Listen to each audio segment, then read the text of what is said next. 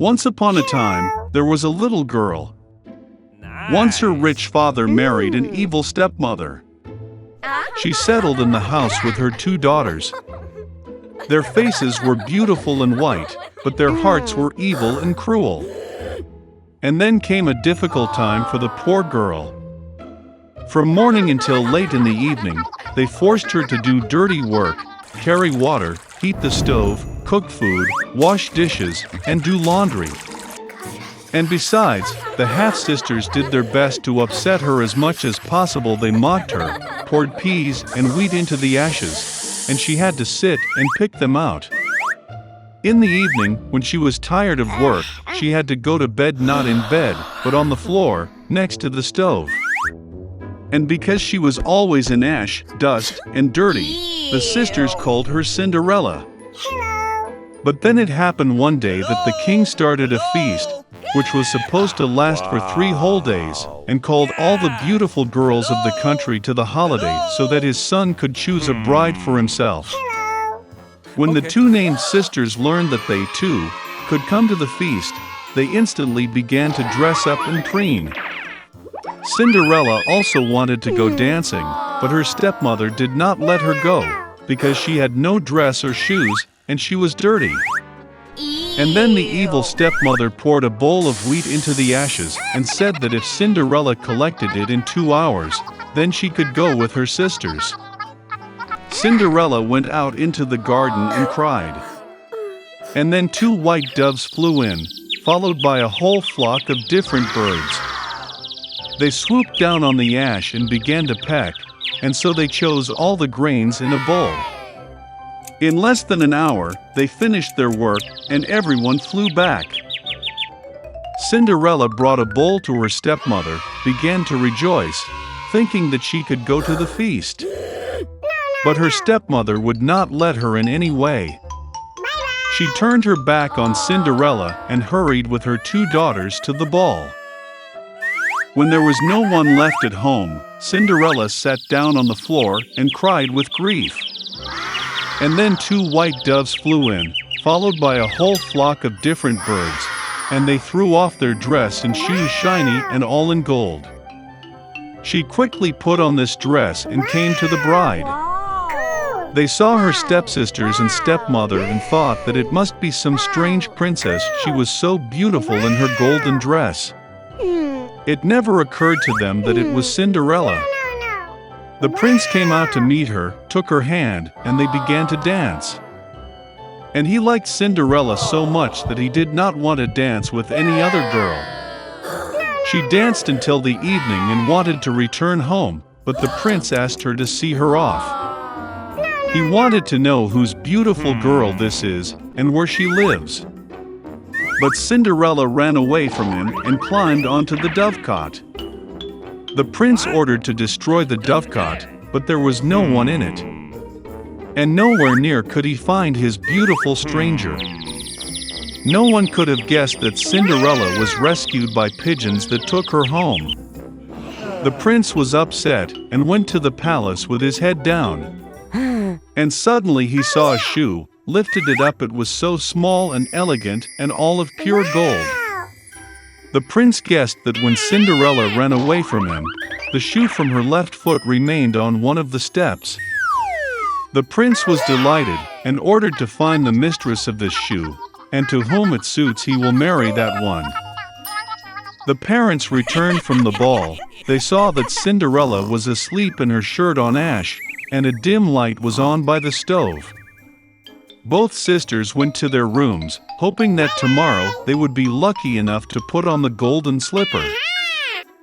The next day, the prince came to their house and said that everyone who wants to try on the shoe of his future wife should come out. 2 sisters came out, and the stepmother locked Cinderella in the house and did not let her out. The older sister tried it on a small shoe. The younger sister tried it on the shoe as great. The prince was about to leave, but Cinderella climbed out of the window and ran out to him. And she put on a shoe, and it just fit her. The prince looked into her eyes and recognized in her the very beautiful girl with whom he danced. He took Cinderella, put her on a horse and rode off to play a wedding with her. And he ordered the sisters and stepmother to be locked in their house and never let them out of there. This is how they were punished for their malice and deceit. Once upon a time, there was a girl, and she had such beautiful and long hair that everyone who saw her could not take their eyes off. The strands were so light, just golden. Therefore, they called her Goldilocks. For all her beauty, she was a very naughty little girl. Mom always allowed her to walk in the yard, but ordered her not to go into the woods behind their house. Goldilocks was very interested to know what is in that forest. And so, while Mother did not see, she somehow left the house into the forest. The girl walked for a long time in the forest. Either he finds a berry, then looks at a beautiful flower, then listens to how the birds sing. So she got lost in the forest. And suddenly she saw an unusual house in a clearing. Goldilocks approached him quietly. I walked around but did not see anyone. She knocked on the door, but no one answered. Then she knocked harder, and the door opened itself. Goldilocks entered cautiously. 3 bears lived in that house. One bear was dad big and shaggy. The other was a mother bear. It was smaller. The third was a little bear. The bears were not at home because they had gone for a walk in the woods. The girl entered the room and saw 3 bowls of porridge on the table. The first bowl, the biggest one, was the daddy bear. The second bowl, the smaller one, was the mother bear, and the third, the smallest, was the bear cub. Near each bowl lay a spoon, large, medium, and small. Goldilocks was so hungry that she first wanted to eat from a large bowl. She took the largest spoon, took the porridge, tasted it, but the porridge was too hot. Then she took a medium spoon, took the porridge, tasted it, but the porridge was too cold. Finally, she took a small spoon and tasted the porridge from the small bowl. This porridge was neither hot nor cold, just right. And Goldilocks ate all the porridge from the little bowl. After eating, the girl wanted to sit and saw 3 chairs near the stove, one large, another smaller, and the third, very small, with a little red pillow. First, she tried to climb into the largest chair, but could not. Then the girl tried to sit on the middle chair, but it was very hard and uncomfortable. Finally, she sat down on the smallest chair, and it was just right for her. Goldilocks liked the chair so much that she began to swing on it. The chair cracked, broke, and she fell to the floor. The girl got up and went to another room. There were 3 beds, large, medium, and small.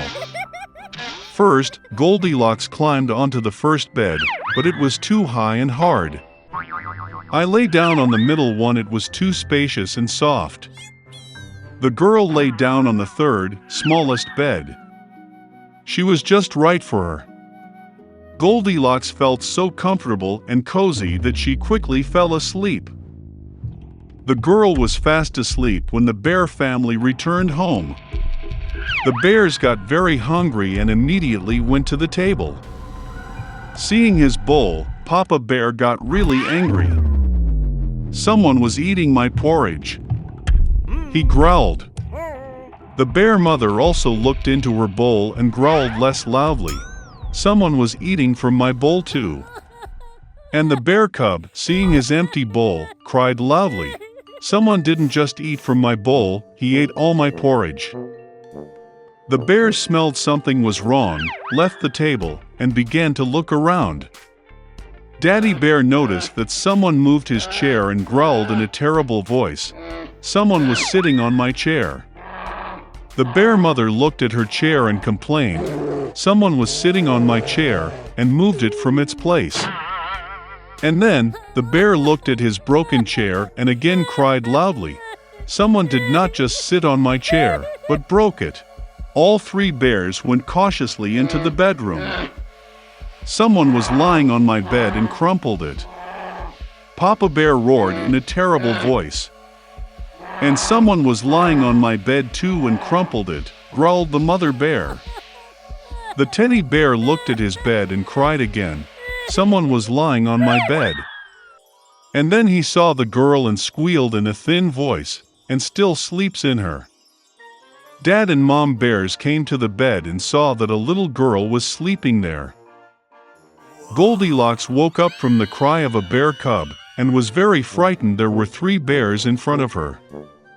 She instantly jumped out of the house and ran wherever her eyes looked, without looking back. The girl ran for a long time. She was very tired, and then she saw her mother, who was looking for her missing daughter in the forest. Since then, Goldilocks always listened to her mother and did nothing without her permission. She became a very obedient, kind, and good girl.